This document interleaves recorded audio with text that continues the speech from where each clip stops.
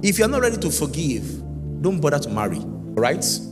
If you hate men, don't marry. There are people that hate men and marry a man because they want to punish him. They want to punish men, so they choose a man to punish, so that one will receive punishment on behalf of all men. Welcome to the Olubakin channel. If you're new to this channel, kindly subscribe and turn on notification so that you'll be notified anytime we post an inspirational content like this. Kindly like, comment, and share this video. Now back to the message. You forgive them because people will offend you. If you live with people, how many of you have siblings that offended you? How many of you believe that if money ritual was not a sin, you would have taken one of your siblings? Because if you joke, because siblings can be very annoying. How many of you felt you could just kill them? Let me just snuff life out. Because you're just, but you are going to have to live with this person. Sometimes when I see my daughters, as much as they are at each other as long as they are annoyed. But in the moments, they're already talking and chatting, and at one point you think that they can never talk to each other again. After this thing, they can never, they like. If you do that to your siblings, then you must ready to do that to your spouse. You must make up your mind that you have to forgive relentlessly. Number 6, protect your marriage with boundaries. Boundaries against friends, against in-laws, against relatives. Be careful to protect your relationship, your marriage. Boundaries with your time. Some of us, you allow your work to eat all your time, even the time you should spend with your family. It eats everything, consumes everything. When I'm talking now, big babes did their hand like this. Our husband will press laptop. Big babes told us in this church, they asked her that of all our husband's materials or work tools or whatever he has, which one does she think if she can take away from him or break or something? She said his laptop. So we asked why. He said the time he should use to press her, he's using it to press laptop in this church, on this elevated, exalted altar. That's why she said that. Protect your time. There are some time eaters. Some people have no respect for time. Some bosses have no respect for time. They don't understand that you are a family man or you have somewhere to attend to. They just, particularly some of those remote jobs, they don't have closing time. Protect boundaries. Boundaries with time that you spend even outside your family. Ensuring that your marriage is a protected sanctuary. Number 7, you have to understand that you are a team with a shared purpose. You and your spouse are on the same side. Some people are fighting with their spouse. They are the weapons formed against their spouse. They are the weapons formed against their spouse. You and your spouse are on the same side of the battle. She's not your enemy. You are not his enemy. And in the context that even you should not look at her as an enemy. She should not look at you as an enemy. You don't treat her as your enemy. You are on the same side of the battle. You're fighting against the enemy, and so you should fight together with a shared purpose. Your marriage is not just for your happiness; it's also for team play. You are playing as a team. There's a particular topic we're supposed to handle this month, but time will allow us. We talked about co-parenting, not counter-parenting. You see, some spouses, their mindset and their perspective towards their children are different. They are different. The man and the woman are different. So the children find out that the man is this way, the woman is this way. The children will tilt towards the parent that indulges them the most. You see a parent rebuke the child, the other parent will now be, don't mind your mommy, don't mind your dad. One of my daughters had come to report her mom to me, and I beat her for reporting her mom to me. Anything your mom says is what I'm saying. You can get beaten for trying to get another opinion. Because it's possible I did not know what your mommy said, and I might honestly say something different. So for just trying to get another opinion, that means you are fraudulent. That means you're already ready to learn how to be smart. I told my daughter she couldn't wear slippers to church. You could never wear slippers to church. You must always wear a shoe or sneakers to church. You could never wear slippers. And then she went to go and meet her mom to ask if she could wear slippers. And her mom just said, you can wait. And I was very angry. Have I never told you never to to West Pastor Church to go and ask. That means you know what I'm going to say, but you went to go and ask so that you have that. It was mommy that said that you went. You both should have a joint voice over your children. The moment your children know that you are saying the same thing, they will not be able to play pranks with it. You are not counter parents, you are co-parents. And that's why when you are picking a spouse, you are picking beyond a spouse. You are picking a parent for your child. Someone with whom you are going to raise these children. And learn to ask random questions. Questions that does not concern your relationship. Learn to ask random questions during relationship stage, so that you can know what you are planning to raise your children with. You can just ask, what do you think about Charlie Kirk's mother? So that when the person talking, I say, thank God. You get my point? Thank God. Look for things that does not concern your relationship. You can just play a movie and say, what do you think about what that man told that girl? You look at their paradigm, their perspective to things. It's very important. Their outlook to life. Because they are going to raise your children in that same way. Someone that said all men are scum, kill them all. That kind of person, you cannot raise your child with that person. Are you following my point? Somebody that said fear women, fear women, and put all those kind of things out. You know that you cannot raise your daughter.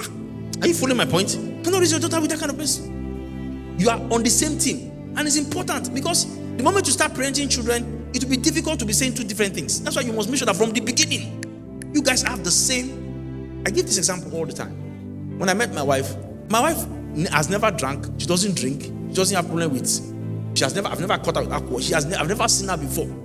But at the time we met, she didn't have the strong stand I had against alcohol. She didn't have it. She didn't care about alcohol. She doesn't drink it. She doesn't know her concern. But me, alcohol was a very big business to me.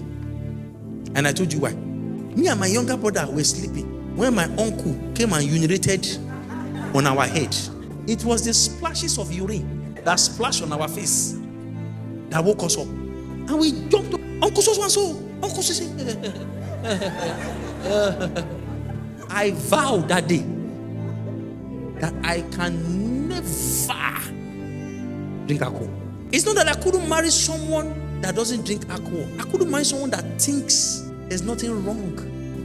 So when I met my spouse, she doesn't drink. But she doesn't believe in alcohol, but she didn't have that because me, it's beyond the, what does the Bible say? I'm traumatized. I'm under trauma. Because it was when my father went to go and drink alcohol that he met my stepmom that killed my mother. I use that word, very strong word. Because cause and effect. It was after she came that my mother now died. My mother was very okay before. I already black tagged any road that lead to where they are drinking alcohol. Even if it's a shortcut, I will go and pass a longer road. I could never. So we have to talk about it. We have to be on the same page. You understand? So that if she says she doesn't care, but if she no, we won't be able to raise our children. We have to talk about it. People should talk when they are courting. Talk. Find out what people believe is important. Otherwise, you'll be shocked when you marry them that they don't about what, and they might not be wrong. Listen to me, it might not be a sinful matter. I hope you're getting my point. It's not even about whether this is a sin or not.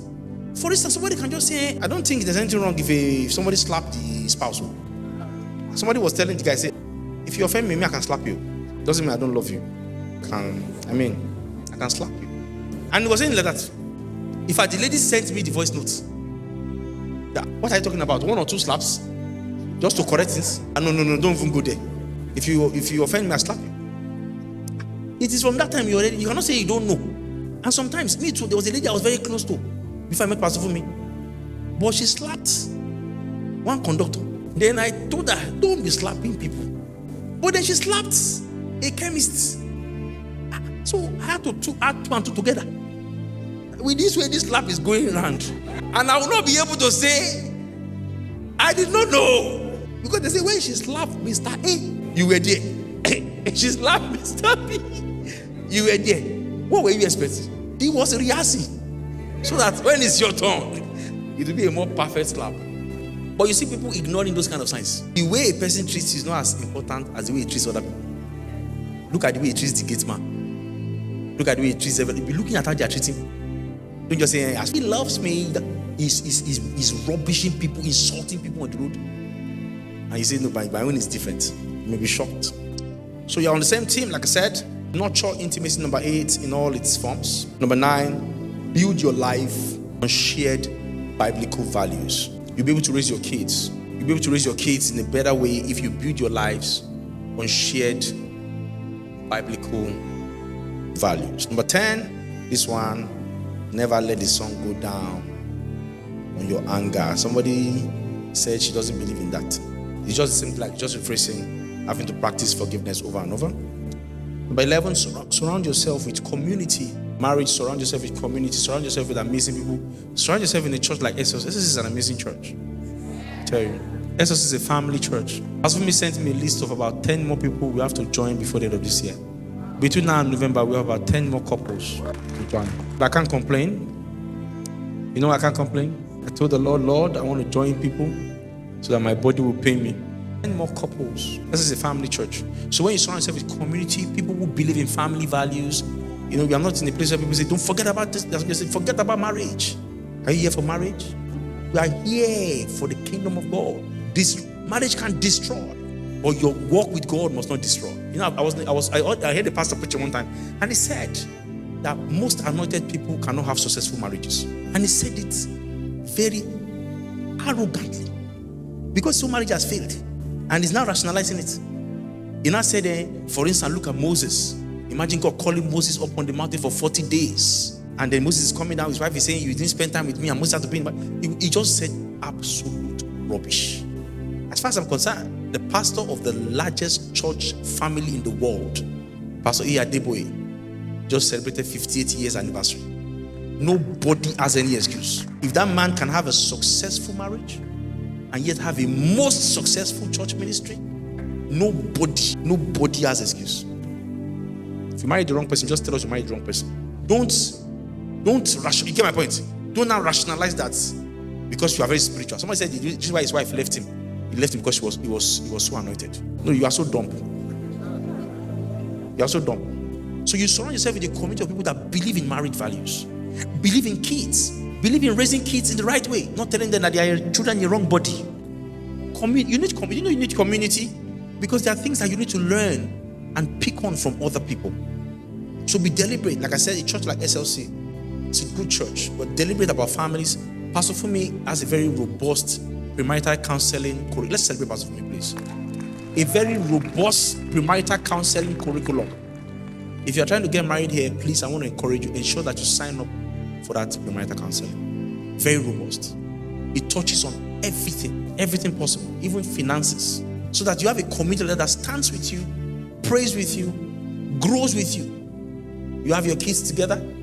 You are building your finances together. Your kids are each other's kids. They are each other's friends. These kids are going to grow up, and the friends that you have now will be your kids. When they say, "My father has connection," you are your that friend now that you have is your children's future connection. So you are solid. You are deliberate about the kind of community you build around yourself. Last one is hope. Hope. Don't let go of hope. Things might look like they are going south, but I trust that God will not totally, completely abandon you. You know, He's going to make things work for you and your marriage. Can we celebrate God? Thank you for watching Kingdom Come News. If you've been blessed, impacted, and transformed by this video, kindly subscribe and turn on the notification button so that you'll be notified when next we post an inspirational content like this. Until then, stay blessed.